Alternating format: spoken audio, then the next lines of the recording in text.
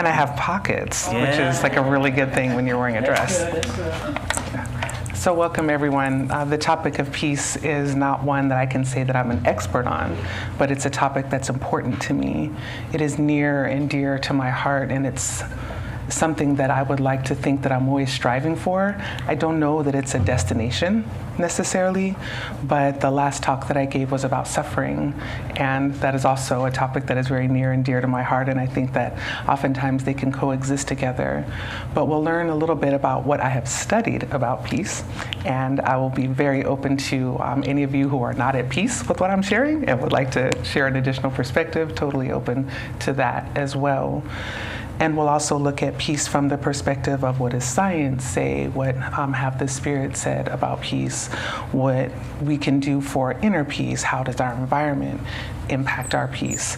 And as Luigi said, there are many opportunities for us to choose the path of peace, because many times we choose the path that is not peace, and then we wonder why we don't have any peace. So we'll talk a little bit about that today. So let's see if I can make this thing work. Okay, so if I were to say what is peace, the first thing that I did is I looked in the dictionary, because I didn't want to trust my own understanding, right? So from a dictionary perspective, we can see that peace is freedom from disturbance. That's freedom from disturbance outside of us. Like sometimes we say, I just need some peace and quiet. But we're not talking about what's happening inside of ourselves. We're talking about what's happening in our environment, right? An environment that is free from disturbance. And then, not sure why that happened. So then tranquility, that's often the state that we think about, right? It's this inner state where, I think there's even the Latin derivative, like in Spanish, it's tranquilo or tranquila, right? It's quiet or like calm, right? It's this idea that it is internally a state that is free from disturbance, right? And then, of course, given the political climate, we know that peace is also a state of being on our planet between countries where there's no war.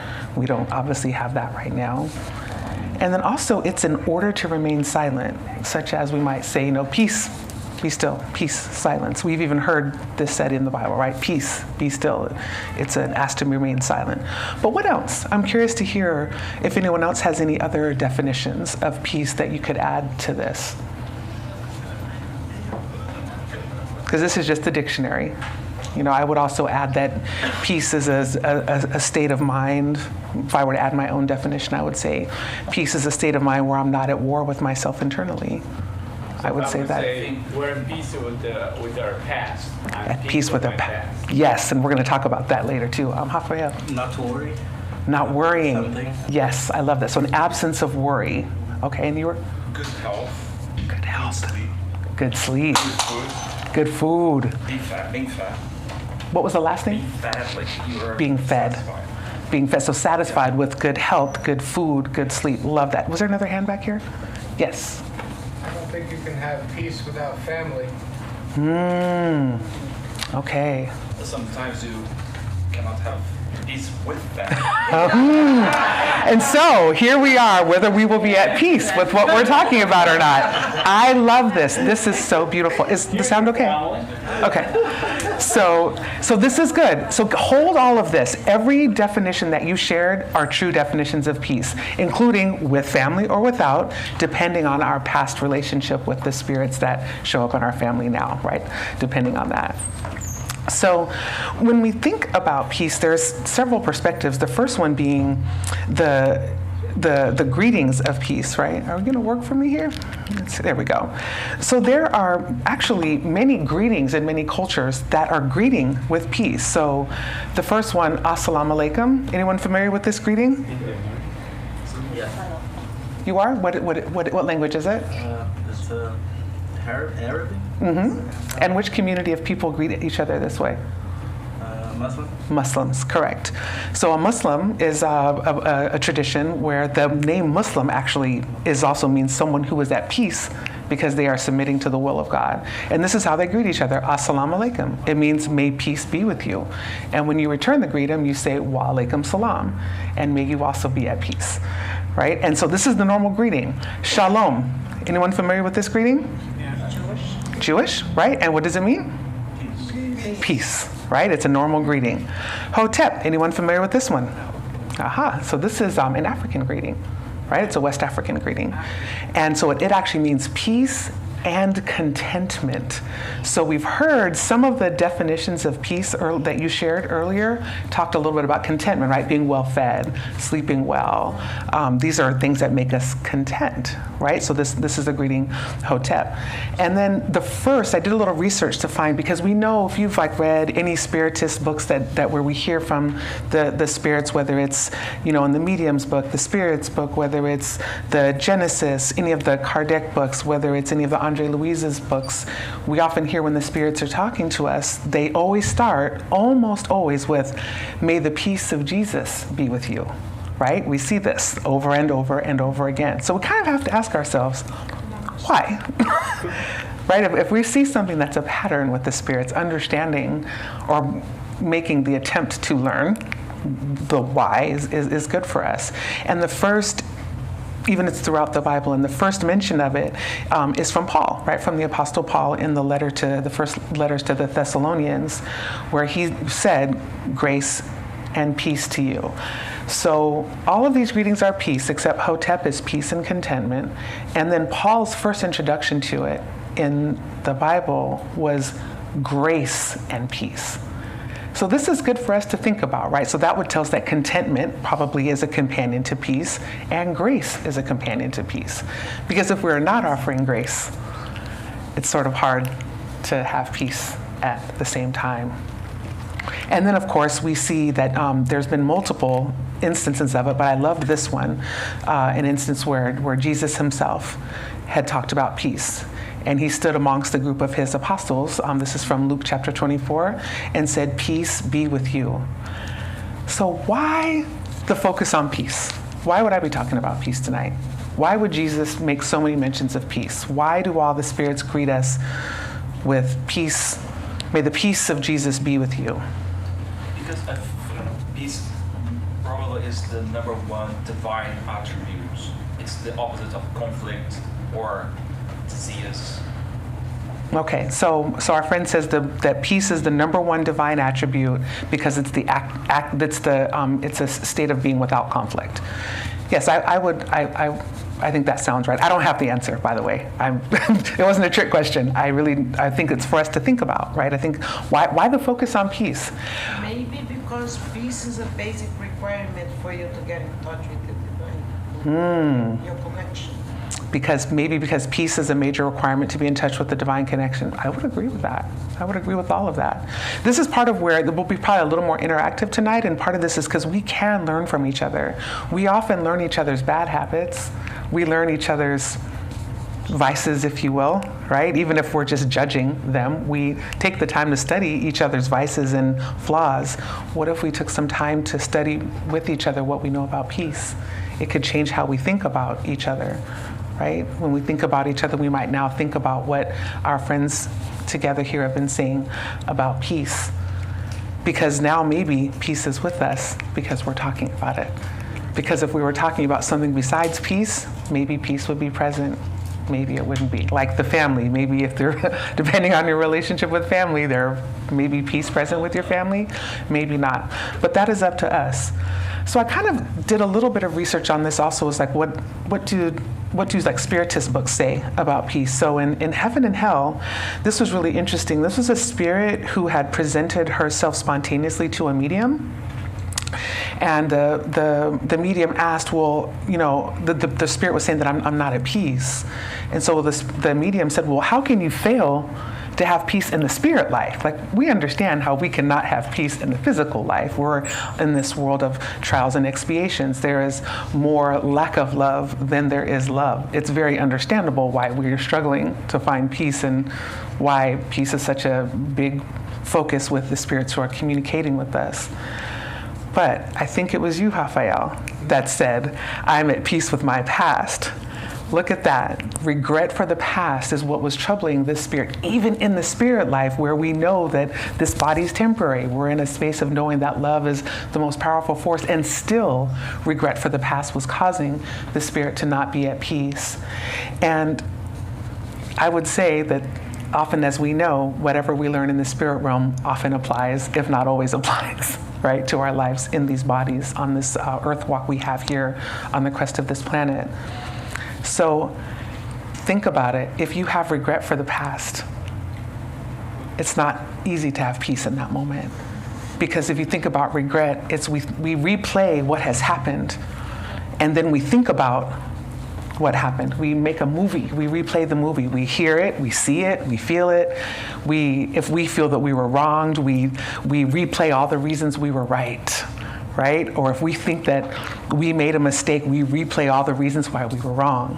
And as we do that, we recreate the entire scenario as if it just happened, and physiologically our body doesn't know the difference. So if it was a fearful thing, your body will produce cortisol and stress hormones. If it was, your body will actually produce a physiology to recreate the physical state that you were in that event or situation that we regret in the past. It could simply be as simple as regretting that we didn't work hard enough, or regretting that all of us who come here regularly and get so much love and so much wisdom, and then we leave and we don't put it into practice. And then we come back the next week and we say, oh, I didn't put that into practice.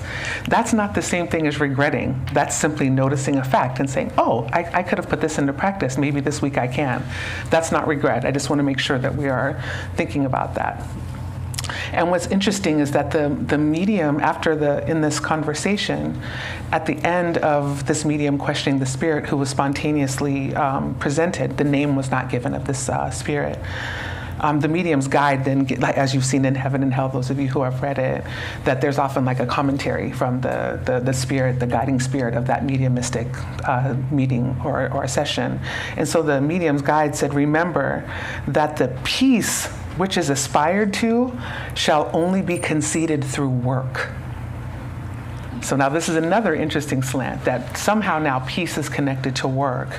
And so for this spirit who had regret for the past and was unable to have peace in the spirit life, even in the spirit life, work is required. And for all of you who've ever read Andre Louise, Na Solar, you know, the whole story of the whole book is work. Like that's legit the entire topic, that's through the whole book.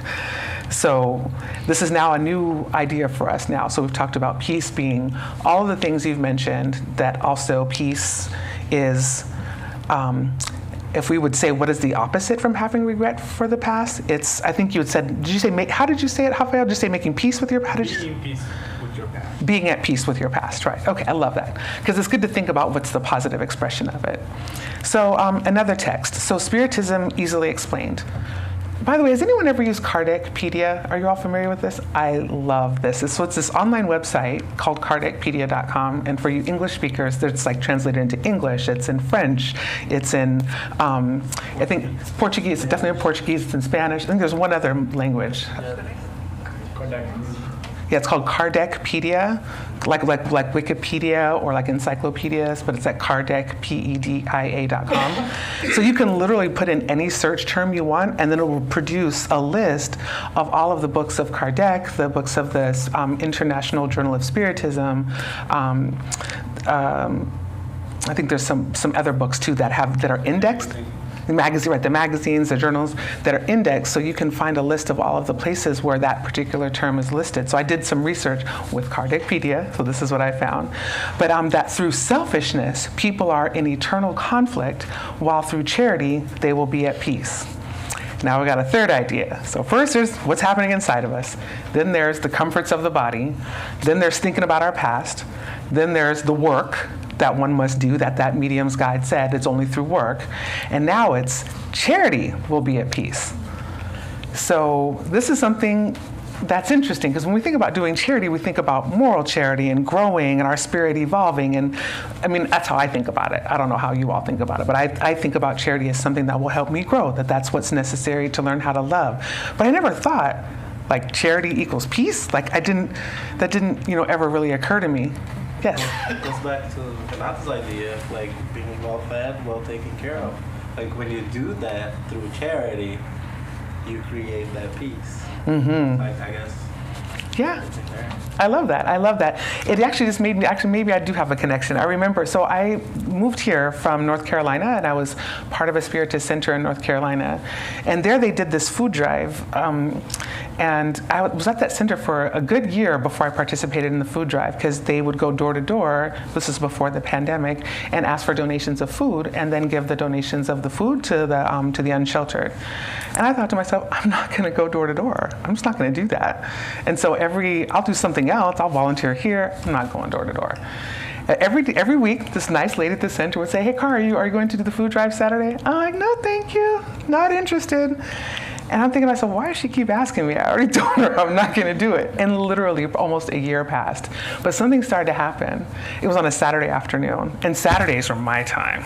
Like Saturdays is when I lay in bed and I play gummy drop on my phone and relax, recharge. Something started to happen. I would lay in my bed and start to feel bad that I wasn't going. Right? I would start to feel bad. I would think guilty conscious, exactly. You know, and then I would think about, oh, the ladies are by themselves. I could be helping them. And I'm like, yeah, it's fine. But something happened. Every Saturday for 3 Saturdays in a row, I was unable to enjoy myself as I was relaxing. Like my peace. Internal conflict. And finally, and then one day, and you know, they would keep asking me, "Are you going to come?" I'm like, "Nope, not going to come." And so then, you know, she asked me one Saturday, "Are you going to come?" And I said, "I'll be there." And I thought she was going to be like, "Oh my God, great!" She said, "Okay, I'll see you." And I'm like, "Why isn't she happy that I'm coming?" You know, because she wasn't in conflict that I wasn't coming. It was me.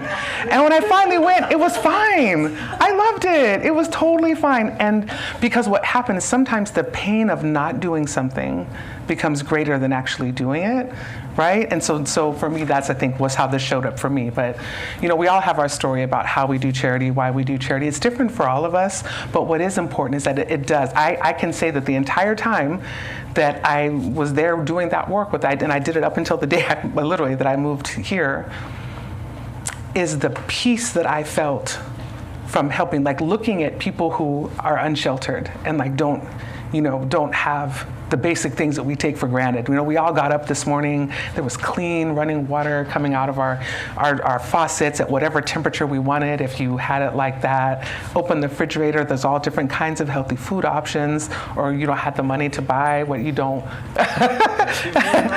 Food options, many food options, okay, correction. But food that, you know, we're relatively safe, right? We can lock doors. There's all these things that we have, and being able to give even a little bit of something to these brothers and sisters who are not sheltered and taking the time to look them in their eyes brought me, I would say, a tremendous amount of peace. So then when I went home, my body would be tired, but my mind would be at peace, and it would last for a longer time. Because let's face it, the laying in the bed and playing the gummy drop, that felt good while I was doing it. But when I was done, you know, I was done. It didn't give me a lasting sensation, but doing the charity work did. This reminds me of, if anyone has ever read the letters of Dom Ignacio de Loyola, he talks about, or St. Ignatius of Loyola, he talks about many of you may or may not know that he was a soldier and like a womanizer and a wealthy soldier and womanizer, right, before he was injured. And he was injured in battle and lost part of his leg. So then he was in the hospital recovering, and he would lay there and think he would be missing the parties and the ladies, right, and the yummy food and all of that. He was missing his life. And he talked about in his writings that he would think about, you know, the ladies and the fun stuff that he did, and he would feel so good while he was thinking about it because he could replay it in his mind. He was like he was there, so he would feel the rush of the pretty lady wanting his attention and him, you know, all of that. But he said when he was done thinking about it, it was gone. But he was getting bored because there he was, this guy that was very active, and he didn't have anything to do. So he started reading the stories of the saints. And as he was reading them, it made him feel good. He was reading stories about these brothers and sisters that were making tremendous sacrifice, that were selfless, that were engaged in charitable works, and it made him feel really good when he was thinking about it. But he noticed that when he stopped reading it and stopped thinking about it, he still felt good. And he felt good for a period of time afterwards. And that was part of how he converted, because he realized he had found something that sustained his feeling of well-being, right? So this is interesting for us to think about. So there's the kind of the spiritual side, and then there's the scientific side, right? So there's how science shows up in how peace shows up in our being. We can look at, for example, our physiology. We were just talking about this in our study, Rafael just left, but we were just talking about this in our study last Thursday in the gospel about how in our physiology, our bodies are evolved so that we could have a very powerful survival mechanism for fight or flight. So our bodies can produce all of these chemicals. If we feel that we're physically in danger, we can sprint away from we can flight, we can run away from the animal or the threat, or we have enough this chemicals in our body to fight the threat, right? To kill the wild animal or to run away from it. And so what we do is we scan we're literally wired, we're physiologically wired to scan our environment for threats, which is why it's difficult for us to be positive, because we're constantly scanning for threats, right? Imagine the impact this has on our peace. Probably has an impact, right? We'll talk about how to deal with that in a bit. There's also our parasympathetic nervous system. So breathing exercises, many of us have heard about how breathing works on the body. The physiology of it is that it works on our parasympathetic nervous system. It helps our parasympathetic nervous system recalibrate back to a place of homeostasis or understanding that we are safe. Right? And so there's, yoga does this. The research has shown this. Yoga does this, meditate. There's all these things that will help us reset our parasympathetic nervous system into a place of stability. And then there's color psychology, right? So think about this now. There are colors that bring peace. Anybody know what those, anyone have any ideas? Light blue. Light blue. Right? Like purple. Look at the wall behind you. Like green? Greens and purples. I'm sorry, greens and blues, right? Greens, turquoises, and blues. Color psychology has shown this. This is science. This is not. I didn't make this up. So you may wonder, why did I use pink on the? Anybody know what one of the attributes of pink? Attention. It has that too. It's calming, and it also is reflective of kindness. And I thought, and when someone is kind to us, that does give us a feeling of well-being. That's why a lot of salesmen wear pink too. If you've ever noticed that, wear the pink shirts, it's because it's calming. You think that they're kind, it's benevolent. There's a whole nother science there, but different topic. And so then cortisol and serotonin, right? So let's talk about cortisol first. So that's what the chemical that's produced in the body when we have that fight or flight. We're scanning for threats. Someone said something we don't like. Someone said something about us that is true that we need to correct in ourselves. Instantly we feel attacked. We're ready to slay the wild dragon or sprint from it. But there is no wild dragon. There's nothing to kill, and there's nowhere to go, because wherever we go, there we are. What happens? Our body produces tremendous amounts of cortisol. It floods our adrenaline system with it. You can feel it in your body. Your heart starts pounding. You might, hands might sweat. We all have these different cues that that's happening. But did you all know that if we don't discharge that cortisol, if you don't fight or flight, that it actually stays in your body and starts to toxify your organs? It literally poisons you alive and produces poor health outcomes. And there's a very simple way to reverse it in the moment, and that's through the breath. Science has shown that several slow, deep breaths tricks the body into thinking it's safe again, and it reestablishes homeostasis, and it allows the cortisol to immediately exit the adrenaline system, and it goes to the elimination system so that it leaves your body through natural ways and it does not harm you. How about that? How about if we just remember to breathe when things get, right? How about if we just remember, right? And so serotonin is a neurotransmitter that's produced by a region of the brain that's in the center of the brainstem, and it is, we've heard of dopamine. Dopamine is another neurotransmitter chemical. Dopamine is the feel-good chemical, right? I'm not talking about dopamine. Dopamine is actually why people use drugs. They want to that's where the term dope came from, right? It's where people want to get high. And it's the illusion. We were just in the mediumship study. Some of us were in there. It talked about there was a guy going to Carnival, and the spirit was saying, you were following the illusion the illusion of well-being, right? You're finding the illusion of goodness, right? So we're not talking about dopamine here. We're talking about serotonin. So serotonin is the neurotransmitter that stabilizes our emotions. It stabilizes our moods. That's good stuff, right? So there's tons of activities that produce serotonin, right? There's exercise, sunlight, greenwashing. Anyone heard of greenwashing? Anyone know what this is? Greenwashing is what they call in Japan, it's walking in a wooded area and allowing the energy of the greenery to stimulate your body. You receive the fluids from the trees. So greenwashing, petting animals, hugging people, right? Singing, listening to classical music. Those of you who have read Na Solar, you may recall that talks about the Hall of Music, and in that chapter, I think it was Lysias that was talking to Andre Louise and said, at the outer circles of this Hall of Music, we have for people who have not yet learned to enjoy good music. And we have one kind of music for them. In the center of the hall, we have the music that is sublime and divine, right? So different kinds of music. But Mozart, as the research has shown, produces an elevated level of serotonin more than other kinds of classical music. So this is what science says. There's also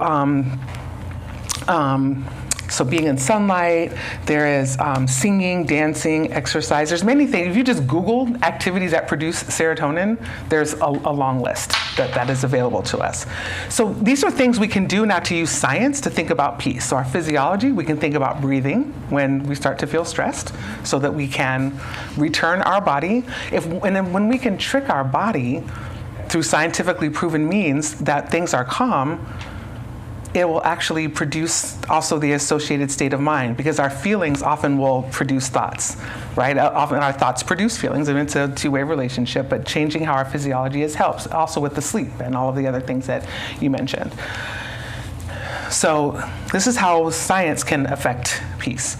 Now there are also contemplative practices, right? So there are some of these you may be aware of, I'm sure, and then two maybe you may not be aware of. So mindfulness, I know this is a word that it's almost overused right now. It's almost like anything can be mindfulness at this point, right? But the basic idea behind mindfulness is to be mindful, to use our mind because it's not our brain that's thinking, right? Our brain doesn't produce thoughts, it's our mind. So to use our mind to remember to stay in the present moment. Because if we're in the past, right, we know there's no peace in the past. We keep reliving the past. And the future's not born yet. So there really isn't much peace in the future. But in this present moment where we have our breath, that's a place where we can find peace.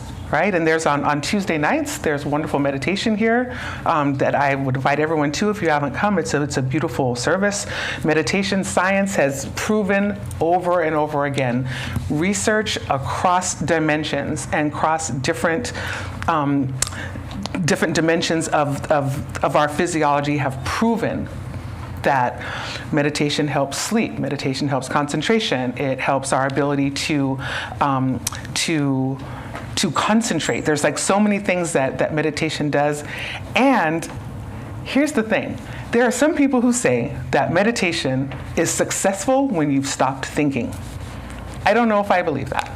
I've never been able to stop thinking, so I don't know. But I've meditated, and meditation feels great. So what my meditation teachers taught me, and I know that there's lots of schools of thought out there, so this is just one. And if you agree with it, this is great. If this does not make sense to you, all is well as well. So what I was taught is that the mind, until we can learn to control our thoughts, right, is that, it's almost as if we need to have a right relationship with our mind. There was a koan, which is like a story that has a kind of complex ending that you can decide what you mean out of it in the Buddhist tradition. And there's this koan of a man who has a genie, you know, the little genie that has a bottle, a lamp that has the genie that comes out, and he's very upset. And a Buddhist monk sees him and says, "Brother, why are you so upset?" And the man says, "Well, I have this genie in this bottle, and every time, you know, he will give me anything I want, but as soon as I run out of things to ask for, it will destroy me. And I've asked for everything I want. I have every material thing that I want. I have a family. I have all of the money that I want, and I've run out of things to ask for, and I'm afraid that it will destroy me." So the Buddhist monk says, "I will take that from you if you like." And so the man is overjoyed. He's in tears. He gives the Buddhist monk the lamp. So the brother, the priest, he takes it home, and he puts it out in his garden, and he says, "Genie, come out." So the genie comes out, and he says, "Genie, I want you to build a pole 10 feet high, and then I want you to run up and down that pole until I give you something else to do." Right. But that genie's like our mind. It will destroy us if we don't give it something positive to do, if we do not give it something to do. So to me, that is the purpose, how I use meditation. I give my mind something to do that is useful, right? That is going to produce wellness for me. And then there's two practices, both based in research. One is called RAIN, one is called ACT. I cannot... Tara Brach is a meditation teacher, an American meditation teacher that teaches RAIN. And then ACT is from Kristen, I don't know how to say her last name, Neef, I think. She's a researcher in the self-compassion field. They're very similar. But the process of meditating with RAIN is to go through these words that you see. So first, if I'm upset about something, is recognizing that it's there. I have to name the thing. Let's take the example from Hafa, right? That there's something in my past and I can't let it go. Right? So I have to name, okay, there's something in my past, I can't let it go. Because part of the thing is, I don't want to have this thing in my past. I just don't want it to be there. But it's there, we're fighting with it, so we may as well acknowledge it. Right? So it's like accepting that, it's recognizing that the thing is there. And then the A is to acknowledge, right? So it's different than recognizing. Recognizing, I say, it's there. Acknowledging is, okay, so not only is it here, I need to deal with it. And I accept that right now I can make some space for what is. Now I can open and say, this thing in my past is here. It's been here. And I'm acknowledging that it's been here ever since whatever it was happened. And just that alone can produce some peace, because we're constantly, this war with ourselves. I'm feeling this, I don't want to feel this. I'm feeling this, I hate feeling this. I'm feeling this, I really wish I was feeling something else. You know this thing, right? We do this. Yeah. I'm not the only one, right? That's why this whole practice, it's a universal practice. And so it's allowing space for what is.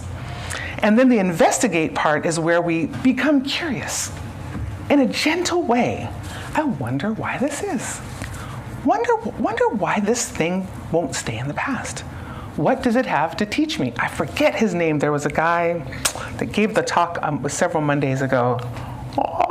But it was about my suffering, our pain was the title of it. And he talked about having a right relationship, because he did it like the Monday before I gave the talk on suffering.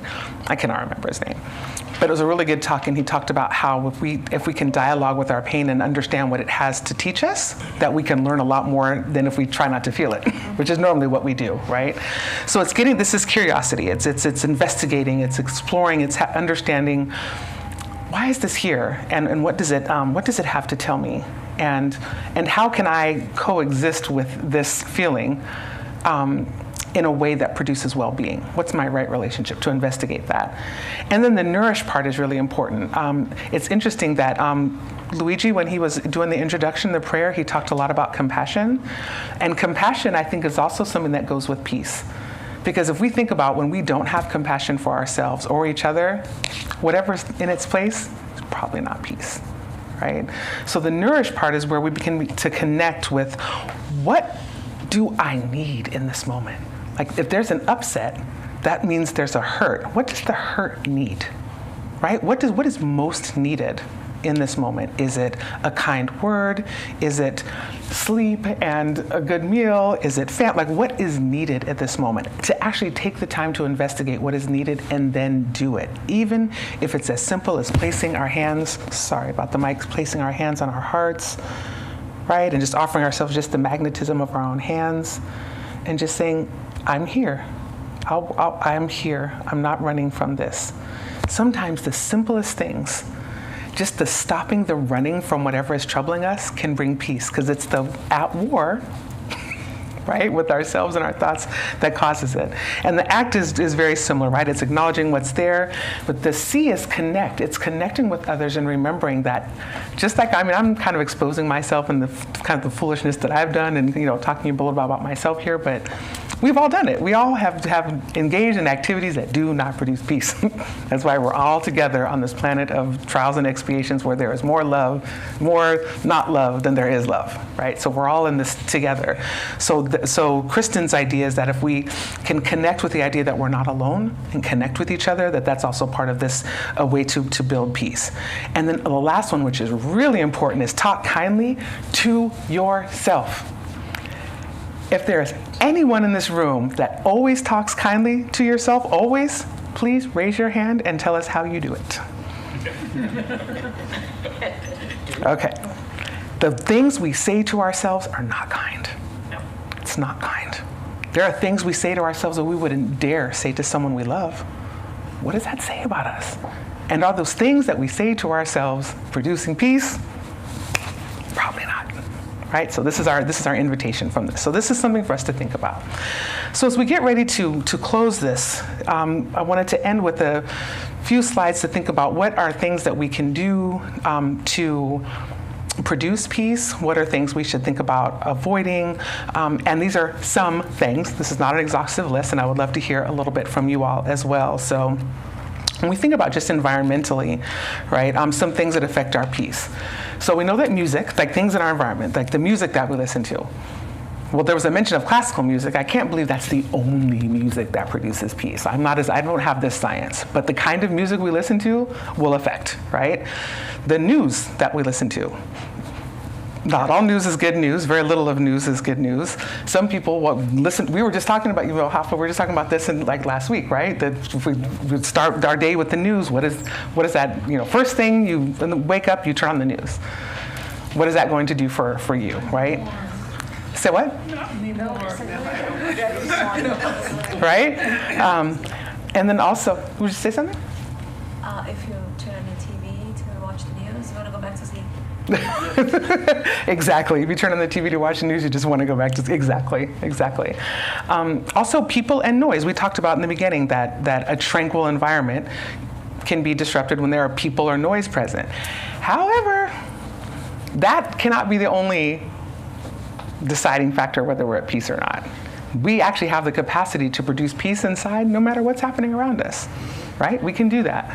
But we tell ourselves, I can't even, it's so noisy, I can't hear myself think. This is something Americans say, right? Which is ridiculous. It's so ridiculous that we can always hear ourselves think, trust me. Right? So that doesn't make any sense. And also our reading material. These are things that we, could be produce peace or not. There's no judgment here. This is just things that could affect. And of course, inside, it's like, what are we thinking about? That's going to impact us. Thoughts often impact feelings. Sometimes feelings impact thoughts. That can affect us. Also, decisions. The decisions that we make. Or the lack of making a decision, right? And of course, our physiology. So these are some of the things that affect our peace. So then we think about what are some of the things that could actually harm our peace. Because some of the things are on this list, but it's so helpful to think about how do we apply like what we've just talked about, right? So some of the things that harm peace, it's the news. Social media is another one. I do not understand our addiction to social media. I really don't understand it. We tell ourselves it's to make ourselves feel good, but whoever actually really feels good when we're done with this scrolling thing? I've never heard anyone say, I'm feeling awesome, I just spent hours on social media. I've never heard, or I spent an hour on Instagram and I'm deeply at peace.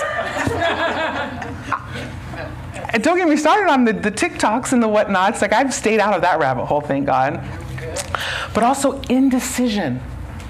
Let's talk about that for a minute. When you can't decide something, should I do this? Should I do that? Should I do this? Should I do that? I don't know what I should do. Should I do this? Should I do that? We are at war with ourselves. Because when we're in a state of indecision, it's not because we don't know what we're supposed to do. It's because we don't want to do the right thing. Period. We always know. If we say it to ourselves, I need to decide between A and B, we can always say, like the spirits say in the medium's book, or not medium's book, it's the realms of mediumship. We were just studying this a couple weeks ago, that to take a look at the situation from a higher plane. Right? What is the spiritual repercussions of this? If we do that, you get the answer is instantaneous. Okay, it's instantaneous. So this isn't where we don't know what to do. It's we don't want to do the right thing, period. So, hey. Vices, that goes without saying. And like we talked about earlier today, right, there on the mediumship study in English, there was, a guy that had gone to Carnival and had, before he had come home tired and then turned on the gas to give himself he was going to heat up water for a bath, but he didn't light the flame. So he was, still drunk and tired from Carnival, and the gas killed him, right? So he learned about this. He was already in the spirit realm, and the mediums in the chapter we're reading were talking about this and helping him to understand what had happened, and told him, again, like I said earlier, that the illusion of happiness you were chasing, right? It was an illusion. Right? So our vices are what we do that bring us the illusion of happiness, whatever the vice is. Like, I'm not here to give a lecture on vices, although I could easily with great expertise. Also, poor health. Right? If our bodies are not in good health, it's hard to be at peace. If the body has pain, if we're not sleeping, if we're not hydrated, all the things you said, if we're not eating good food, if we're not hydrated, if we're not sleeping well, it's really hard to be at peace. Indifference. So indifference means when we I don't care that you're suffering. It's like one of those illusions. We tell ourselves we're indifferent. We're never indifferent. We're not. It's a lie that we tell ourselves out of selfishness. And that war between selfishness and love, not peace. No peace there. And the rest of these, it's obvious, right? All of these states of being, or things outside of ourselves or inside of ourselves, are not conducive to creating peace. Now, I know I'm not giving you all anything new. I don't expect this to surprise anybody. None of this do I expect it to be a surprise, but it's an important conversation to have, right? The fact that we need peace, not a surprising thing. Yes? Yeah, we're talking about all this things related to peace, but we're talking about the natural peace. Peace that when you have food in your stomach, you're in peace, you have shelter, or you have friends. But I think there is a peace that is almost like a miracle, is when everything is in conflict, everything is unstable. In the middle of a storm, you have that incredible presence of peace that we could call divine peace, spiritual peace. I think that peace is the one that transcends our surroundings, our reality. I love that. And I think that's the peace that surpasses all understanding that Jesus talks about in the Bible, Yes, right? When he says, peace be with you. Yes. That's a form of energy. Peace is a form of energy. He was projecting that on someone. And that person can be in the biggest conflict, immediately that person will feel in peace. Yes. That transcends reality. Yes, absolutely. And I don't know if the people who are listening online could hear what he said. So the idea that was being expressed is this idea of the divine peace that exists beyond our understanding or our awareness. The ability that in the center of a storm, like the eye of a storm, to be at peace. And we've kind of hinted at it a little bit earlier when we talked about the greetings. That's the ultimate goal. And I think what the spirits were telling us is that the peace that's found through charity, and the peace that's found through doing the work on ourselves, and the peace that's found through showing love, right? That's the gateway to that. That's the ultimate destination. Where we are right now, and the things that here is stopping us from even getting the inner peace necessary to get to that place. So I'm taking the perspective of probably the more human perspective, but I think what you're saying is the ultimate goal, that where we need to go, and we need to create it in ourselves first to be open to experiencing that divine peace that we all have in us. So, so in getting ready to close, there's some ways we can. These are some. I'm interested in, to hearing from you if you have any other ideas. But here's some of the ways we can create peace inside, right? So it's remembering to breathe. So that's when we get angry. I mean, what's the first thing you do when you lose your keys? Does anybody go? Or your spouse says something sideways out the side of their neck. You're like, right? Probably not, right? Or when the children haven't brushed their teeth for the 17th day in a row, and you're, let's just breathe through this. We don't do that, right? Even though we know the science says breathing will return us to homeostasis. Breathing will allow the cortisol to leave your system in a healthy way. Breathing will produce serotonin. Like we know, this isn't news, so we're just having a friendly reminder, right? We know about meditation. We already know the science has that. And the benefits, the scientists have said that, when we meditate here at the center, it's like an hour, right? It's an hour. Not even that, right? How long is it? 45 minutes.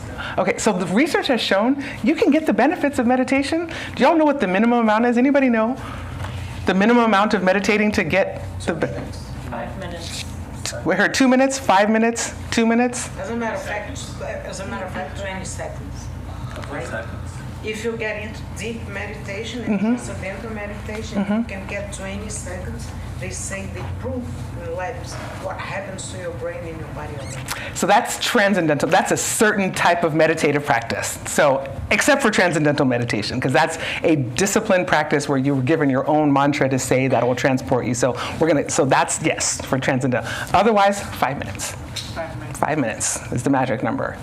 Right? You can still feel good effects with a few seconds. If you take a few deep breaths, you'll get benefits, but to receive the benefits that science says that you will get, which is increased concentration, lowered blood pressure, ability to concentrate, better sleep, all that, at least 5 minutes. You don't agree, Luigi? I do agree. Okay.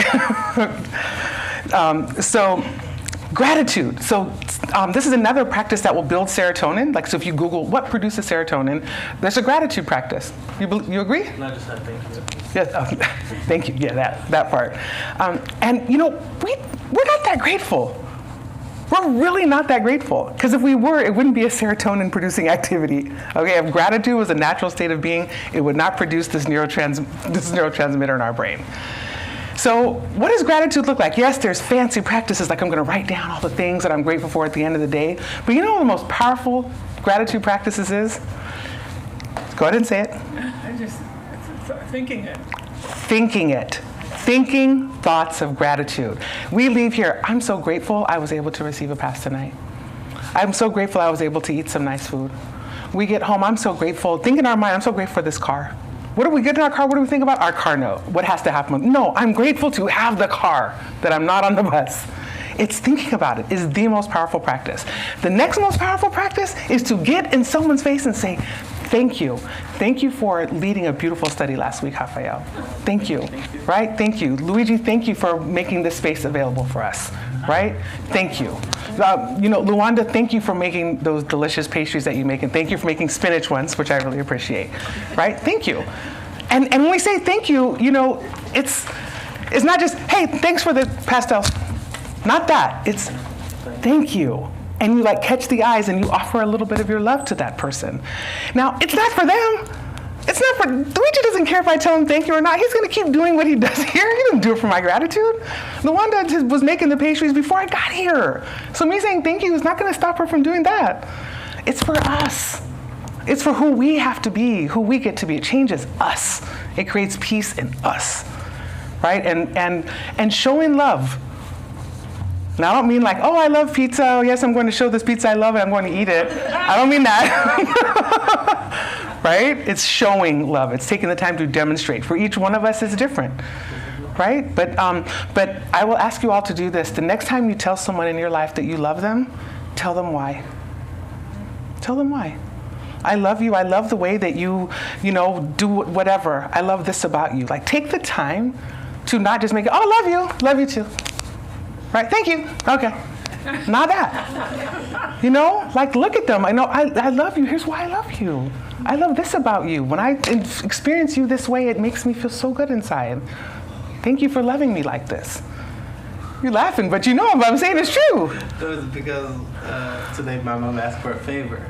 She was with somebody else next to her, and I was like, okay, I'll do it. She was like, oh, okay, love you. And then the person started laughing. I was like, oh, yeah, you love him because he's going to do this for you. And I went to her house, the last thing we said was love you, bye. And it was what that? That part, right? That part. Can you do this please for me? Thank you, love you. right? The love you happens after the ask for the thing, right? Forgive, it goes without saying. As long as we're holding anger inside of us towards someone, that's like holding on to a hot rock and hope it burns the other person, is drinking poison, hoping the other person dies. It makes no sense. We know this, right? And then work in charity. We already learned this lesson, right? And come here. So many of us have said, if you talk to anyone who comes here, everyone says, I've never heard anyone not say this, that we come here and we feel good. Like there's a good feeling. You walk in, it feels good. Whether it's the energy of the good spirits here, whether it's the fluids or the ectoplasm we learned about tonight, like I don't know what it is. It just feels good. It feels good the entire time that I'm here, and I feel good for a long time after I leave. Right? Now I've gone, I used to be a big drinker. I'm not drinking anymore. Praises to God and to the magnetism and things like that. This just went ahead, but I'm not quite sure what happened there. But I would go to places and have a nice drink. I felt great. But then you leave, it don't feel so great again. And the next day you feel worse. Right? And it doesn't last. I would come here, I wake up the next day, I feel great. The peace stays. It's like what Dominacio's thoughts, right? He would think about the good things, it lasted.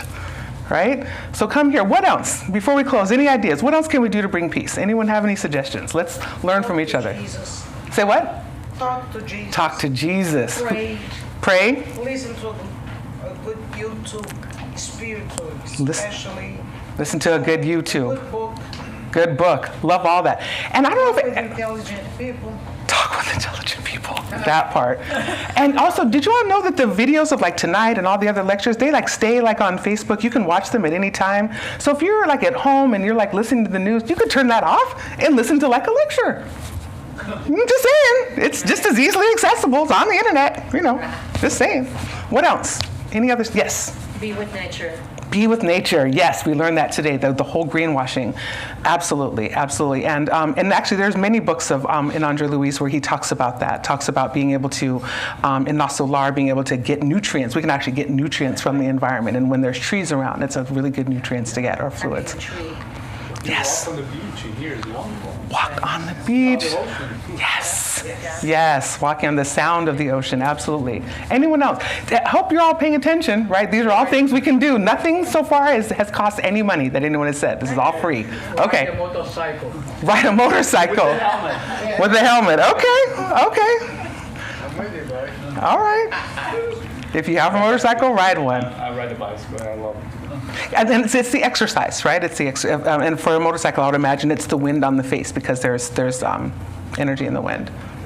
The hardest thing for me to understand, and I think it will bring the most peace, is recognizing and understanding emptiness.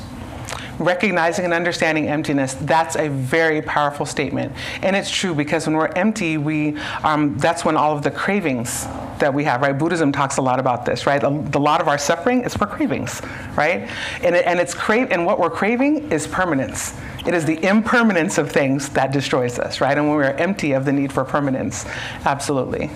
That's a next level conversation that I have not prepared for. And since we are at our end, is there anything else anyone would like to add before we close? What we can do to bring peace? Yes. Anything that we enjoy doing. So that produces wellness in us because I really enjoy drinking, and I don't know Horseback or any activity that other than drinking. Yeah, that produces wellness. That's not a vice. Okay, I got you. Did you say something, Luigi? No. Okay. Yeah, I agree with you though. Enjoyable activities that are not vices. Yes. 100% agree. All right, so then we'll just close with this quote that I really love. This is from the Apostle John, who said, "Peace I leave with you, my peace I give to you." And this is the peace that you were talking about, my friend, right? This is that peace, that divine peace. "Peace I leave with you, my peace I give to you. Not as the world gives, do I give it to you. Do not let your hearts be troubled or afraid." And this is from Jesus. So thank you so much for listening, everyone. Hope you have a peaceful evening.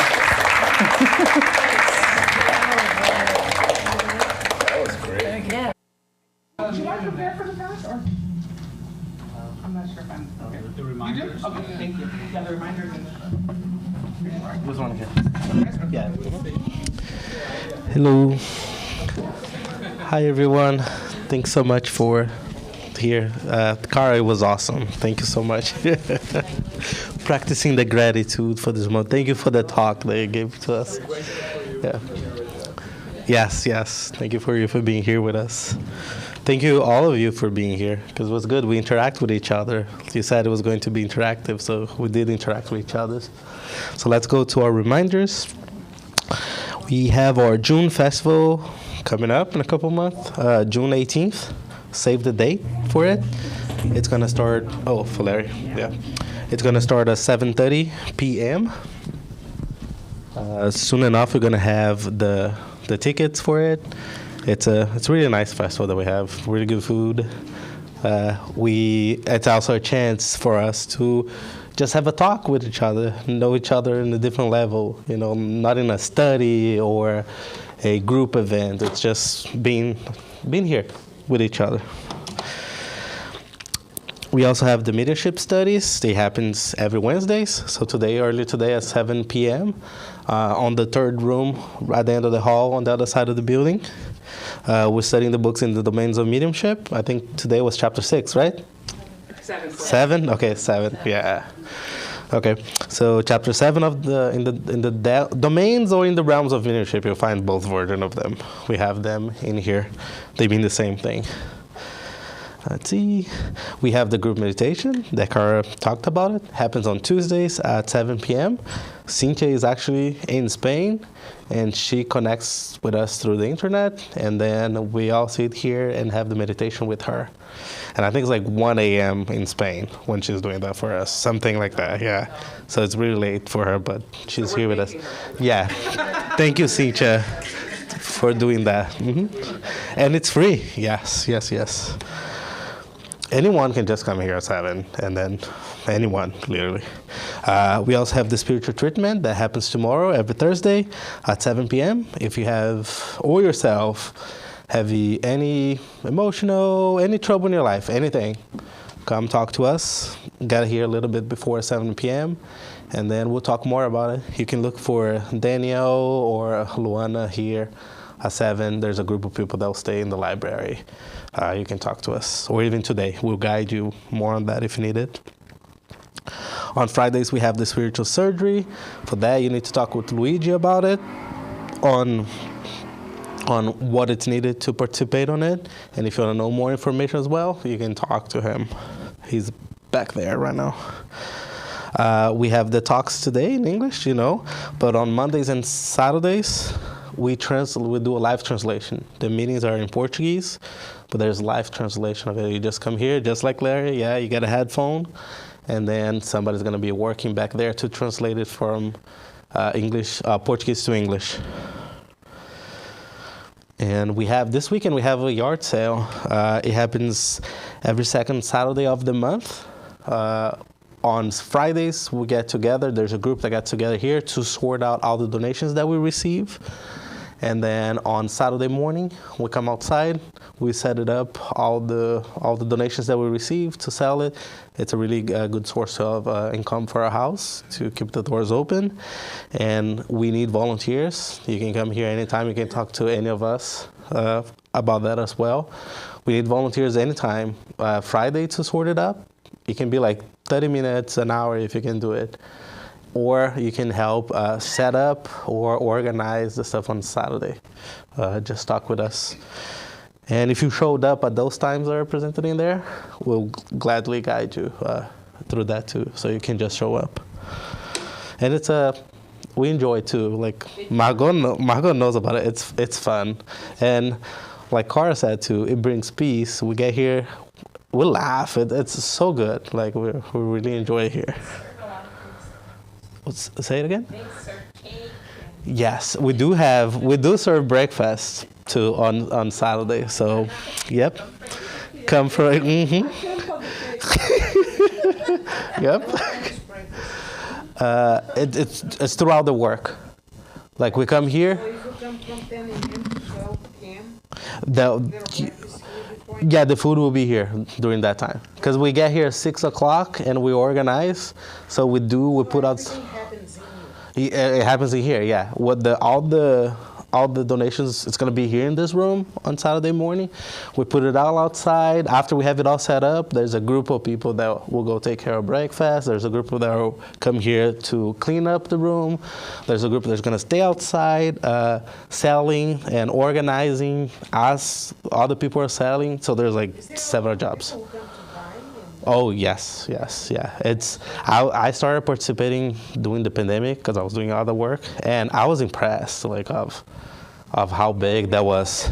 7, but at 6 o'clock it's already people waiting. Yes. 6 o'clock, we get here at 6, some people start getting here, we open at 7, and there's people there already to buy the stuff. And we gotta tell them, like, wait a minute, we bring out the stuff.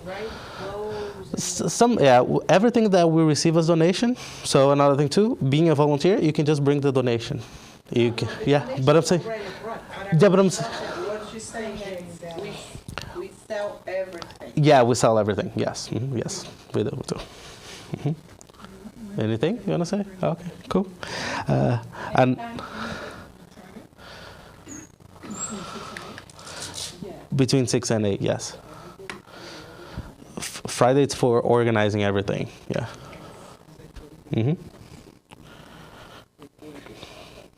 Yes. And another source of income of our house and for our souls, I would say, it's the dinner that we serve, that we sell. It's usually the menu. It's posted on the BSS info, the WhatsApp group. If you wanted to be there, just let us know. We'll add you there as well. And we have volunteers that make food for us, and that's another way that we get income for the house.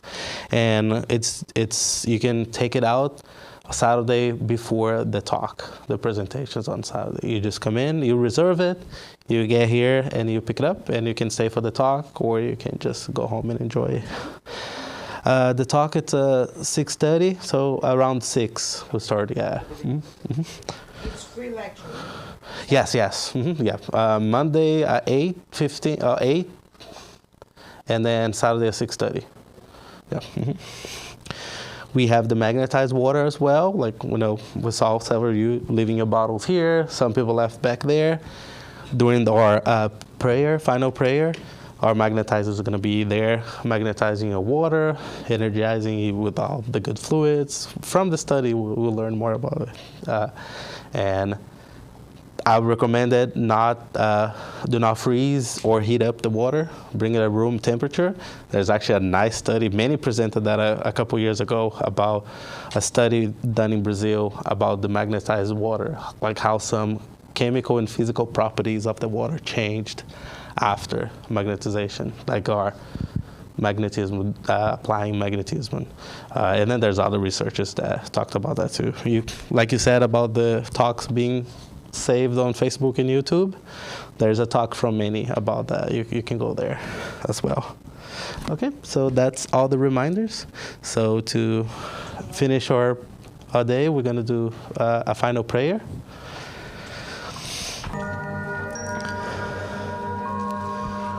Which is, like we heard today, another way to find peace within ourselves. So let's all breathe all the air around us that is full of that peace that we created, that good feelings that we have from each other, that was generated through this talk. Let's take a couple deep breathing.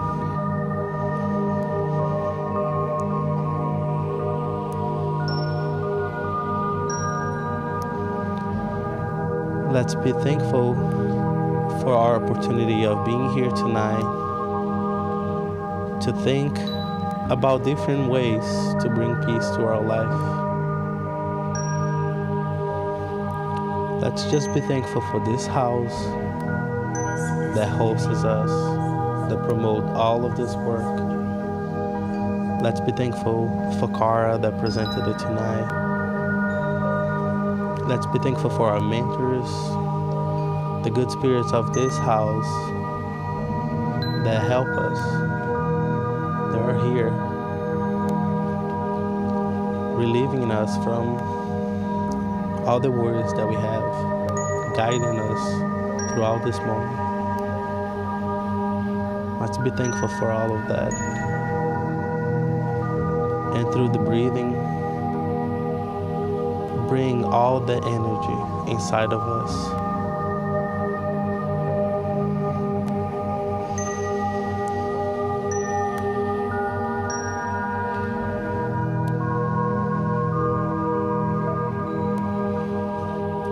And as simple as that, being thankful through this prayer, I ask permission to finish our meeting of tonight. So be it. Thank you.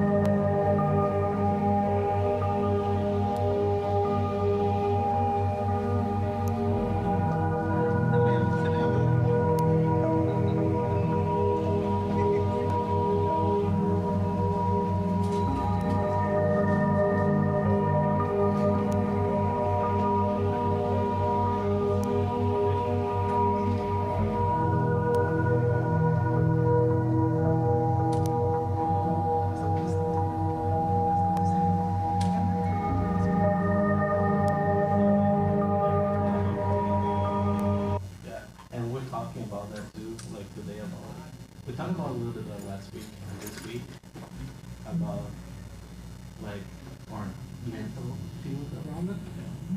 That we breathe in and the wind. I'm glad we talked about that. This book, the Broward leadership. That we breathe in and that brings the disease to the body. Because when we inhale it,